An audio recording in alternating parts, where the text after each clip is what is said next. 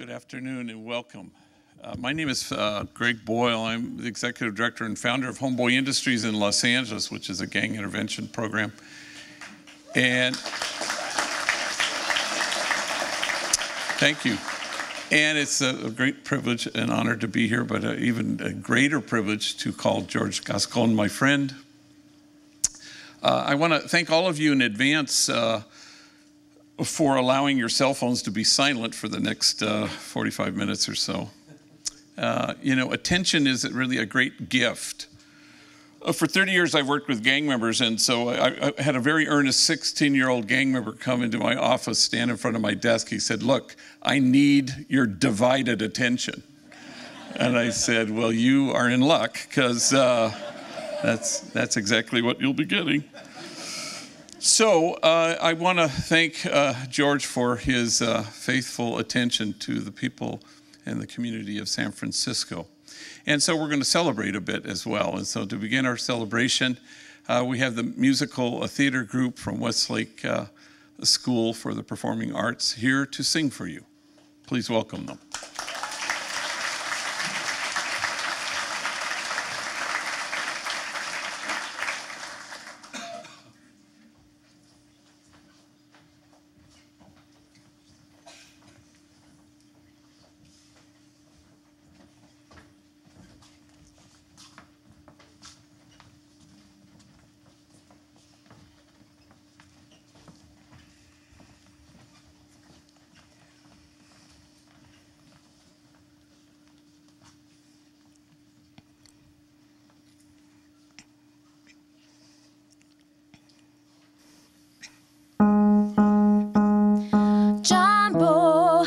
Jambo Bwana, habari gani?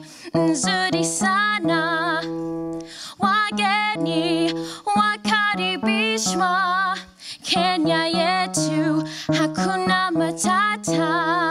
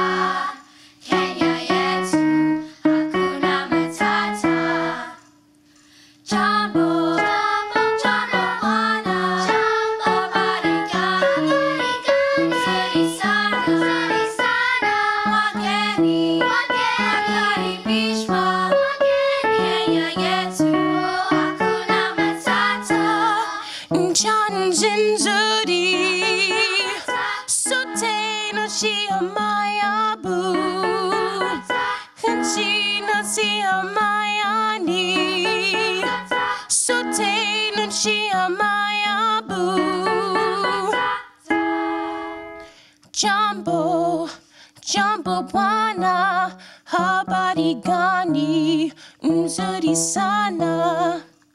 Wageni wakaribishwa, Kenya yetu hakuna matata.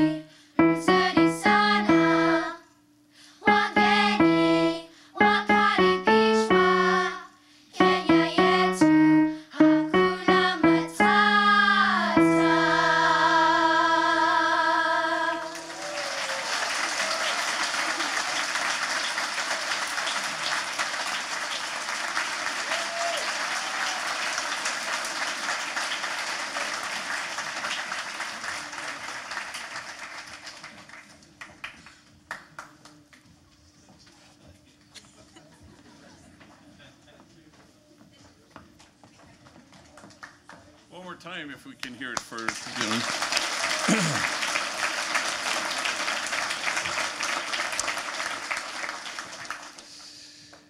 know. Mary Oliver, the poet, says that there's some things you can't reach, but you can reach out to them, and all day long.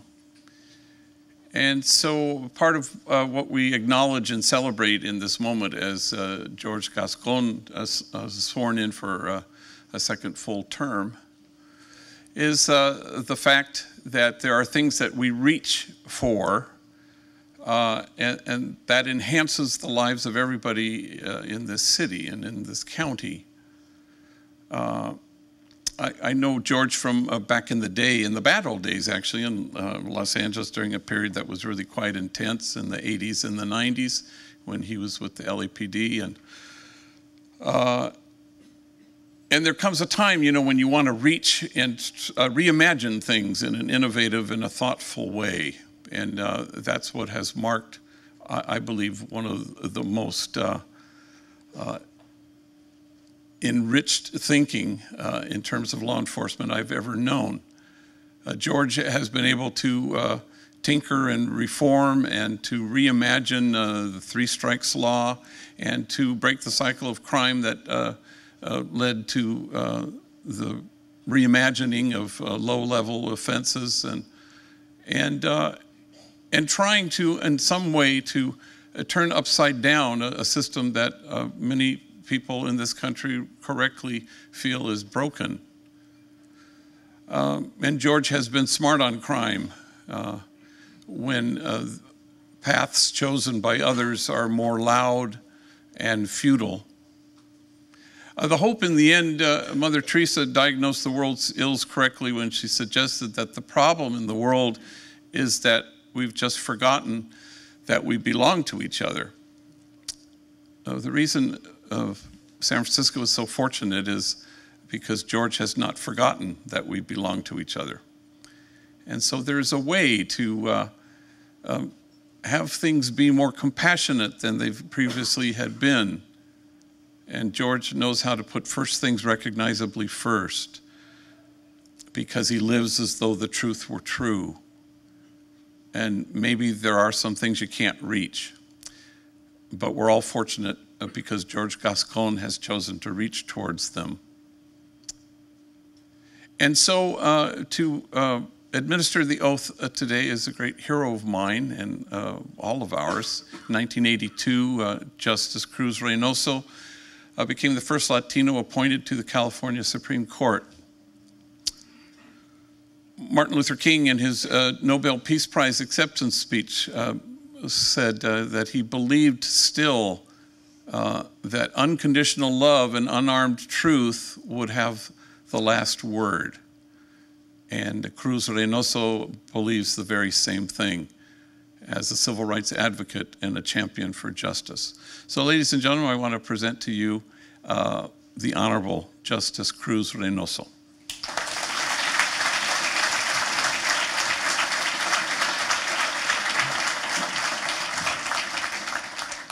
Thank you very much for those kind words. For me, it's an honor to be here to give the oath of office to the recently elected district attorney. It is said, and I believe it's true, that the whole county and the administration of justice, from the police to the prosecutor to the defense attorney, is so much based on the quality of the district attorney's office.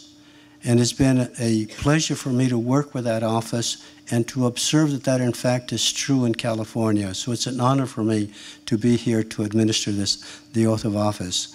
So I'd like to call the district attorney's wife to come forward. Fabiola, would you come forward? She has the Bible, which is the appropriate thing to have at this point.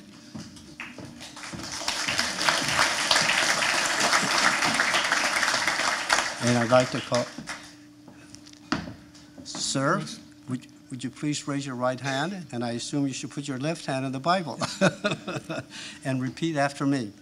I, George Gascon, do solemnly swear I, George Gascon, do solemnly swear that I will support and defend the Constitution of the United States that I will defend and support the Constitution of the United States and the Constitution of the State of California, and the Constitution of the State of California all enemies, foreign and domestic, against all enemies, foreign and domestic, that I will bear true faith and allegiance that I will bear true faith and allegiance to the Constitution of the United States to the Constitution of the United States and the Constitution of the State of California, and the Constitution of the State of California, that I take this obligation freely that I take this obligation freely without mental reservation or purpose of evasion, without mental reservation or purpose of evasion, and I will well and faithfully and that I will well and faithfully discharge the duties upon which I am about to enter. discharge the duties upon which I'm about to enter During such time as I hold the office I hold the office of the District Attorney of the City and County of San Francisco. of the District Attorney of the City and County of San Francisco. Congratulations. Thank you, Your Honor. Thank you. Thank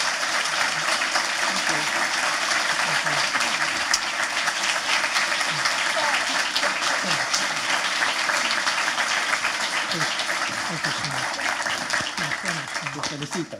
Gracias.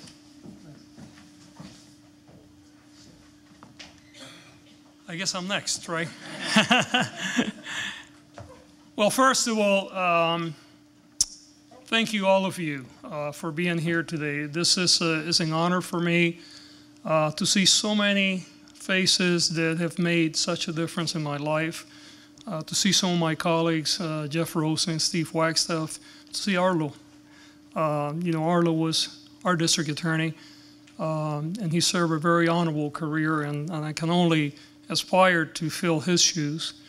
But, so many other friends of the legal profession, public defender or city attorney, many of our supervisors, including newly elected Supervisor Aaron Peskin, Reverend Brown. Reverend Brown was one of the first individuals that I met when I came to San Francisco. In fact, before I became the chief of police.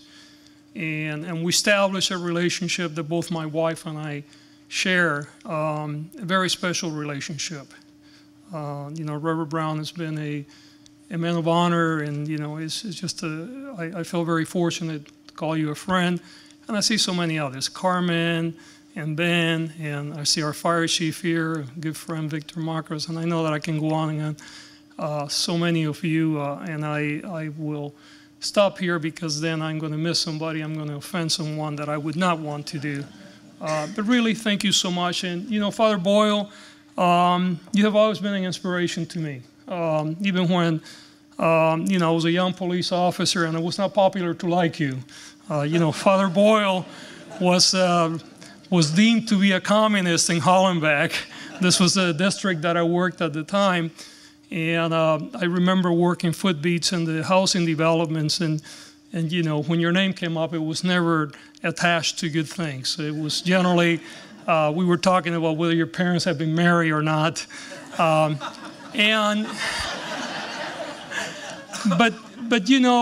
one of the things that I recognized very early on, even in those days where I guess my brain wasn't fully developed, which I will get into that later on because I was not quite into full adulthood, was that there was something very special about this man.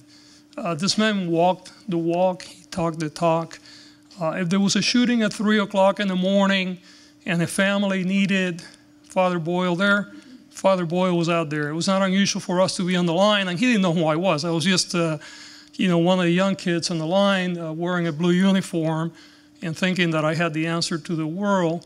But then Father Boyle would walk in because he was going to either console the family or work with community members, or frankly sometimes try to keep things down because these were very, very difficult times in LA. These were times where there were over 1,000 homicides in the city of LA in a year. In any district, and the districts that I work into, it was not unusual to have, in a 10 square mile, to have 100+ homicides. And as I grew up in the organization, my respect for Father Boyle continued to increase. We became friends, and it's a friendship that has endured many years. In fact, my leaving LA, but still continue to stay in touch, and I was so honored when you accepted to do this today. And Cruz, I should call you Your Honor, but you know, I feel like you're also so much part of my family. You know, you have been just an incredible leader, not only in the legal profession, but an incredible leader for the Latino community. You know, you have been a trailblazer. You have never been afraid to say things the way that you see them. And it's an honor to have you here. And frankly, it's an honor that you accepted. You know, I know you took a long train ride to be here with us today. And again, there's not much more that I can say there. My beautiful wife, I couldn't do it without you. You are everything other than the kids. And which I have to tell you, I'm actually in the doghouse because I did not tell my kids that I was being sworn in today. And I have one daughter's in LA, the other one is here, and she called me, and she was very upset today because she found out on social media that I was being sworn in. And she says, "What are you thinking?" And I said, "You know, I apologize. I just didn't think that it was this big of a deal." And she says, "Well, it is. But, you know, I'm teaching a class in Oakland today that I am the primary person and I cannot walk away." So she's actually in Oakland teaching a class right now, and I'm here. And I think I'm going to pay the price for that, but I should. So anyway, and you know, so many of you, the Robin, people in the office, Max, everyone, I just can't thank you enough for everything that you mean to me and the special relationship that we have. You know, this is a really an interesting year. Many of you may not know this, but you know, this is the 160th anniversary of the District Attorney's Office. Arlo, I'm sure you know that. Yeah, you have been. And, you know, it's a historical moment. And, you know, it's interestingly enough because not, you know, those walls around us, you know, they have asbestos, they do, and please don't scratch the walls. They have lead paint. And let's hope that we don't have an earthquake while we're here, because if we are, we may become part of the first floor. But there's also a history in this, I know, there's also a history in this office that is tied to San Francisco's urban infancy. And it's not simply about, you know, the Wild West and gold miners. And, you know, this history also has a very unsavory part of it, of corruption and deceit. It was in 1906. And San Francisco was recovering from the earthquake.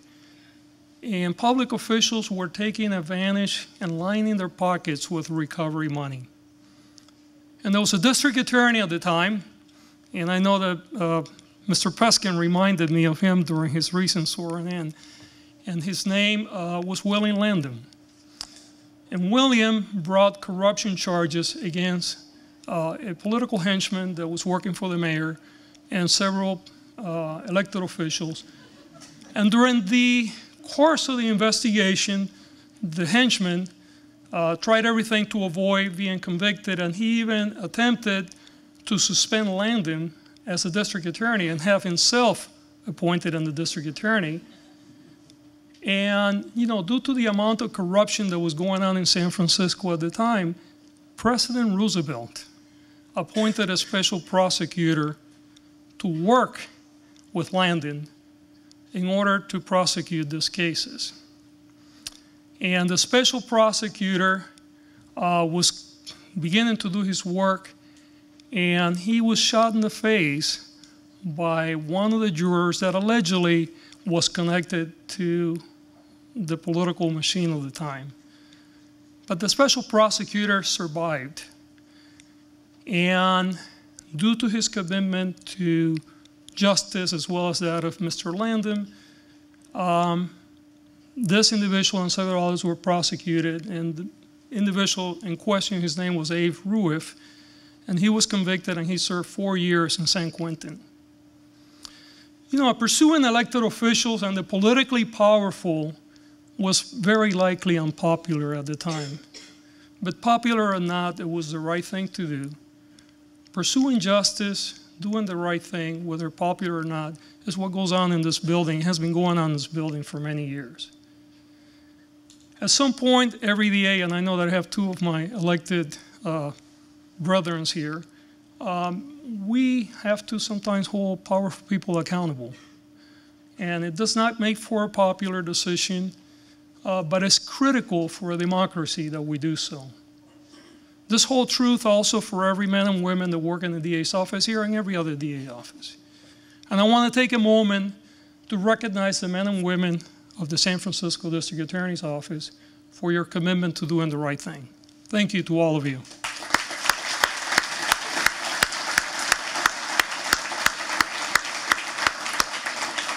You know, the guiding principles this women and men live by each and every day continues.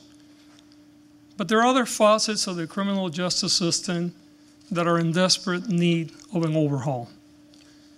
My colleagues and I continue to take on 21st century crimes and 21st century criminals with 20th century technology. And this is not a recipe for success, which is why I have implemented a few tools within the limited resources that we have, including creating advanced forensics for our office and a crime strategies unit that analyzes data and trends to focus our resources on efforts where they matter the most. These investments in technology are helping us win trials against some of the most dangerous people in our city. In fact, in the past year, we increased the number of trials that we went to by 20%, and our conviction rate continued to increase. Our GAN unit now has, for 2 years in a row, have a 100% conviction rate. And our office-wide, both charges and prosecution rates have increased considerably as well as our conviction rate. I am proud of what we have achieved in the last 5 years. I think this is a testament to the work of the men and women of this office and many of you in the community, and certainly our partners in law enforcement that made this all come together. And for that, I want to thank you so much. But you know, 2015 also was a difficult year for the criminal justice system, both nationally and locally. We have seen troubling videos of police using excessive force, and we have heard of countless stories of police misconduct. In March, a court filing by an assistant U.S. attorney here in San Francisco unearthed a series of racist text messages sent by police officers, and the revelation rocked our criminal justice system, impacting thousands of prosecutions and police investigations. These behaviors are eroding the foundation of a legal system that is built on the concept of fairness and due process. You know, San Francisco has a rich history of advancing equality and progressive values, so it is heartbreaking to learn of the racist, homophobic sentiments that were held by some people in our criminal justice system. It was almost 40 years ago that LGBT rights icon and city supervisor Harvey Milk was shot and killed in City Hall. And last year, we honor his memory and his legacy and celebrated. In fact, in June of this year, love won at the United States Supreme Court. And it was a defining moment for the country. Yes, we should do.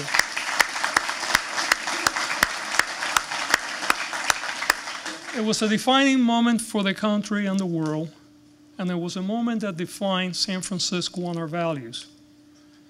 2015 will be remembered as the year San Francisco helped secure a major victory that advanced equal rights, and City Attorney Dennis Herrera has been at the forefront of that process. Thank you, Dennis.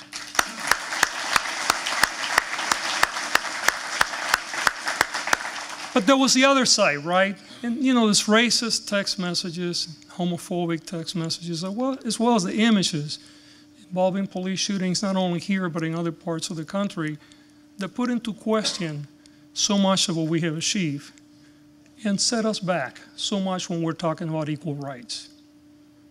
It is a clear reminder that we have much more work to do. As DA, I cannot allow this type of sentiment to fester, and I had to act. And I created a blue ribbon panel, transparency, fairness, and accountability in law enforcement. This independent panel of judges will shine a spotlight on systemic breakdowns that must be addressed. Ignoring their recommendations would be irresponsible. Our collective success as a community requires that good people of all walks of life, public officials, police officers, deputy sheriffs, and the public at large, come together with a united single voice to ensure that the problems are fixed. You know, change is coming for policing, and I think we have all seen that, but it's also coming for prosecutions. We're certainly there as well. One of the lessons that I have learned in my 30 years in law enforcement is that we must challenge the belief that locking people away is the only solution to keep crime down. It's just not true. You know, the notion that the government has to get a pound of flesh in order to right a wrong may seem fundamental to our system. But this approach is like putting a Band-Aid over a cancer. There will always be those that are simply too dangerous to share the sidewalks with us, but the majority of the people that we deal with in the system are not. And they will come out of jail, and they will come back to our communities, and we can no longer afford to ignore the root causes that many of those individuals have driven to offending in the first place. Because they're coming back to us, and they're more dangerous and they're worse off than when we send them in. And they will create other victims, and there will be further community impact. Traditionally, our system, our response has been to lock them up and lock them up again. But through this vicious cycle, I don't believe that justice was served for the victim. I don't believe that justice was served for the community, and certainly we're not getting it right with the offenders. This is why we are developing in my office an advisory group of formerly incarcerated individuals that will help us inform my office in what works and what doesn't work for them. For example, we know that sending people with substance abuse problems to prison does not work. We fought a war on drugs with that philosophy, and it claimed more casualties than any other conflict in the history of this nation, including the Civil War. Still claiming casualties. What's worse, our communities were not any safer for it. Yet, if we look, since 2009, California has reduced the number of people under state supervision, and we're talking about both prison, jails, parole, probation, by nearly 150,000. And during the same period of time, our crime rate has declined drastically and is today at 1960s levels. Yet, despite that, and despite the fact that our jail is 50% empty almost every day, just less than a month ago, San Francisco city leaders were talking about spending $240 million to build another jail. This is lawmakers from across the country look at the models developed and implemented in San Francisco, and they're looking to reduce their reliance on jails and prisons. The construction of a new detention facility would have been a giant step backward, not only for us, but for the criminal justice system. It would have sent the wrong message from a city that has taken so many innovative approaches to crime. I strongly oppose this, and I have been opposing it for nearly 3 years, because it simply wasn't right, and it's not what we need. Take a look on any street corner in San Francisco, and what you see is a mental health problem, not a jail capacity problem. The statistics are shocking. Since 2009, the percentage of inmates requiring psychiatric medication in our jail system has increased by 30%. In fact, roughly 40% of the men and women that are in custody today in our jails have a mental health problem. And 80% of police calls involve some level of mental health issues. At the same time, we continue in our behavioral health court to have to wait for 90 days in order to find a mental health bed. Therefore, only those offenders that commit the most serious crimes and are in custody for a long time will eventually be transferred to an inpatient treatment facility. And this results that individuals with mental illness that committed low-level offenses are released, they're rearrested, they get released, they get rearrested, and this goes on without any stop. This is unsustainable. It is a substantial cause of our homelessness and the quality of life crimes that San Franciscans endure without relief. Police and prosecution must lock arms with mental health experts. We must solve the revolving door that occurs when we send individuals with mental illness to jail. San Francisco, the city of San Francis, is the place to pioneer these changes. It is time to break the cycle and start with an arrest. Let's create courts. Let's create sentencing systems that seek to address the illness, not to punish. Let's build a mental health justice center raised instead of jails and prisons. Let's find a way to heal rather than penalize. And that is why yesterday I, with Supervisor Campos, Supervisor Cohen, and Supervisor Kim, came together to introduce a proposal for a new mental health facility. Such a facility will enable individuals with various levels of mental illness and substance abuse to receive the treatment that they need in a timely manner. In Miami, where a similar model to what we are proposing is being implemented, crisis intervention teams responded to nearly 50,000 mental health calls during a 4-year period, resulting in more than 10,000 diversions and less than 150 arrests. As a result, the jail population in Miami dropped by 40%. In Miami or Dade County actually closed a jail at a savings of about $12 million per year. The development of such a facility coupled with LEAD, the Law Enforcement Assisted Diversion Program that I have been proposing and hopefully will soon be implemented, can have a visible impact in the quality of life in San Francisco. LEAD is a program operating successfully in Seattle, wherein low-level drug offenders and other people with substance abuse issues are diverted directly into community-based services upon the arrest by police officers instead of being booked in the jail. It saves money and it can save lives, and hopefully we will be doing it here soon. You know, now more than ever, if we want to keep people out of our criminal justice system, we must start early. And to do so, we must think creatively about our approach to young adults. People between the ages of 18 to 25 comprise about 25% of our caseload, and they are disproportionately represented in our jails and prisons. We have always known that our children and in our community, the transition from childhood to adulthood is gradual, and the young adults have one foot in each world. And now neuroscience tells us that the brain is not fully developed until somewhere in the late 20s. And that's why I guess I didn't appreciate what Father Boyle used to do when I was a young cop.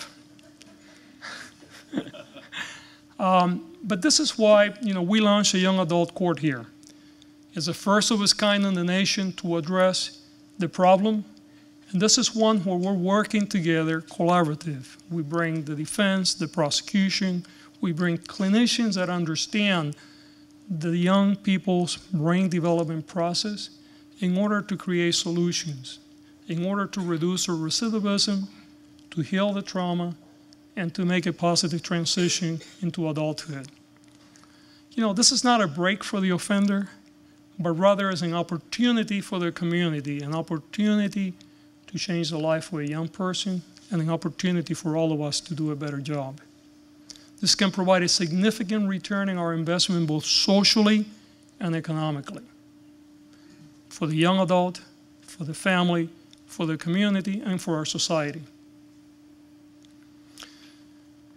You know, I think it's important to recognize and remember history and to honor history. And certainly I want to make sure that today we're celebrating 160th year of this office, that we remember the successes of this office, which are many and have been many for many years, because there have been many honorable people before me that held the office that I now hold.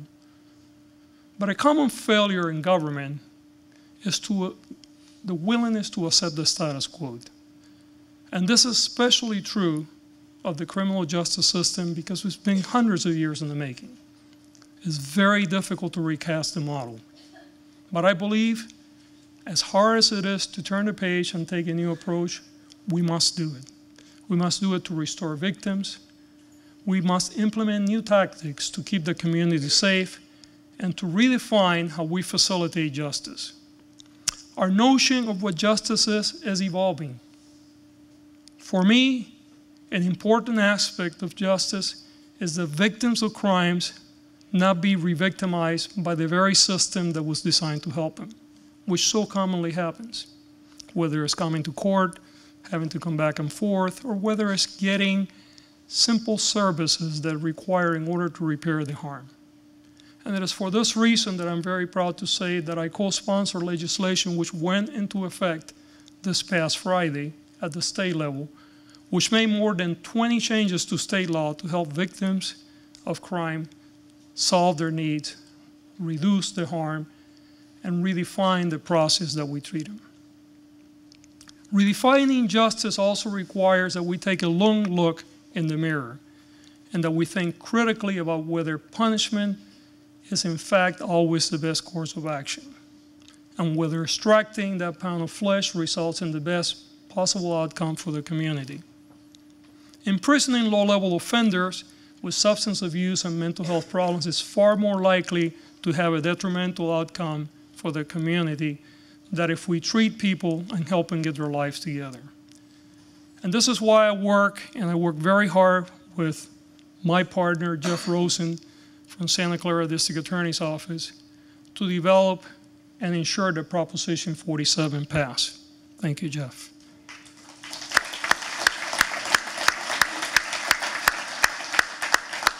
You know, with the passing of Proposition 47, California saved over $150 million in 2015, and this money will be reinvested in victim services, education, and substance mental health treatment. In 2016, $150 million will be invested in our communities instead of being used to lock low-level offenders up. Meanwhile, interestingly enough, while there were people that were talking about how the sky was going to fall, the people that are being released under Prop 47 actually are going back to prison at 1/10 the rate that other people that come out of the prison system. And last, but certainly not least, recasting our notion of justice must include reforms that ensure the scales of justice are balanced. If the citizens our system is sworn to protect do not trust the system will break down. It will fail, and public safety will suffer. The Blue Ribbon panel that I formed will provide recommendations to help San Francisco find a better way forward. Once those recommendations are adopted by the police department, our system can begin to regain the trust of the communities that we serve. San Francisco has the opportunity again to serve as a model, to live up to the reputation of a tolerant, forward-thinking city. Instead of another example of the racial and social inequalities that have plagued the criminal justice system for so long. These reforms may not be popular with some. I know they're not going to be easy, but it's the right thing to do. Years ago, when District Attorney Landon and Special Prosecutor were faced with a decision to either pursue some of the most powerful people in San Francisco or turn a blind eye, they made a difficult decision, but they made the right decision. And nearly cost DA Landon his office and almost cost the Special Prosecutor his life. Over 100 years later, we're faced with some very difficult decisions again. Will we turn a blind eye as Incidents of officer misconduct are on the rise. Will we continue to invest millions and billions of dollars in jails and prison systems that have proven to be a failure? Or will we rise to the challenge? You know, whether police, politicians, or powerhouse, we must rein in misconduct at the public realm. The only thing worse than violating the public trust is to let the violation go unanswered. In my next term, I will continue to work to ensure that your system is one that is fair, that holds all people accountable, and that is more effective and more humane. I am committed to delivering a criminal justice system that San Franciscans can embrace and be proud of. I am very grateful that you have put your faith in me for another 4 years so that I can continue to work with you and for you to make sure that the evolution of our justice system is one that balances public safety with the best possible outcomes for crime victims, the communities, and the offenders. San Franciscans deserve the best system that we can create. It won't be easy, but it will be the right thing. I thank you deeply from the bottom of my heart. Thank you so much for your support. Thank you. Thank you. Thank you so much. Thank you. Thank you. Thank you so much. And please, thank you. Thank you so much. Please join us on the third floor. We have some coffee. We don't have a big spread, but we have a few things, and more than anything else, we can share each other, and I look forward to that. Thank you. Oh, I'm sorry. I think there may be something. No, that's okay. Sit down. Thank you, George, for your vision and leadership, and for your insistence that all of us as a community imagine a circle of compassion, and then imagine nobody standing outside that circle. So to help us bring this to a close, we have one more song from the musical theater company of the Westlake School for the Performing Arts. Come on up here, you guys.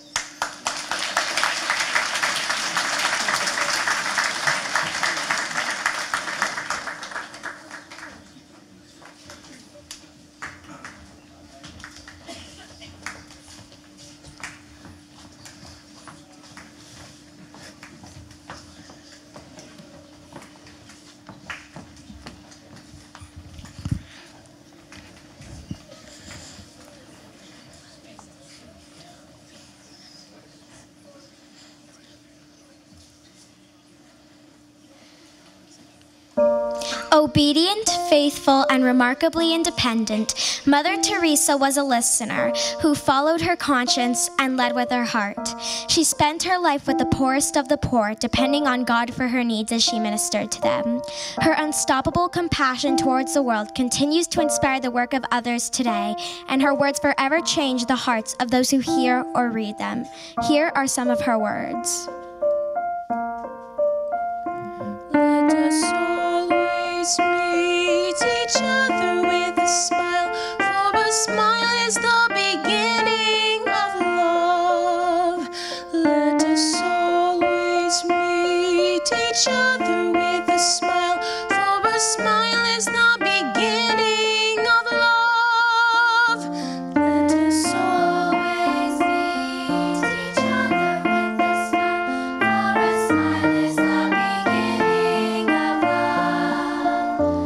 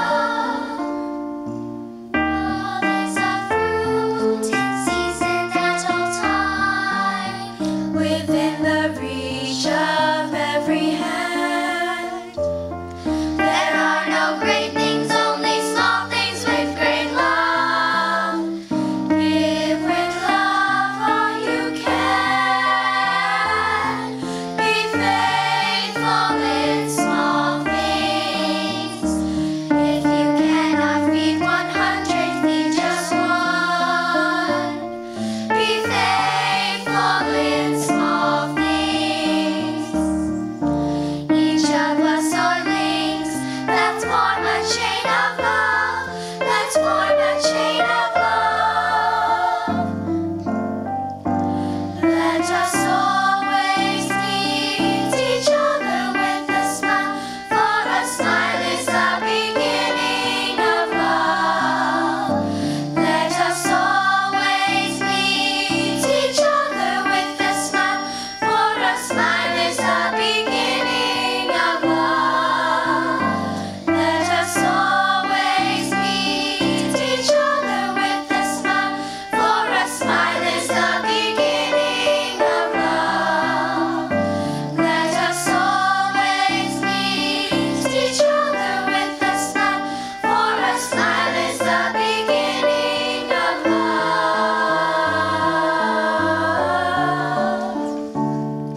A beautiful gift, a beautiful thing. In the words of Mother Teresa, let us always meet each other with a smile.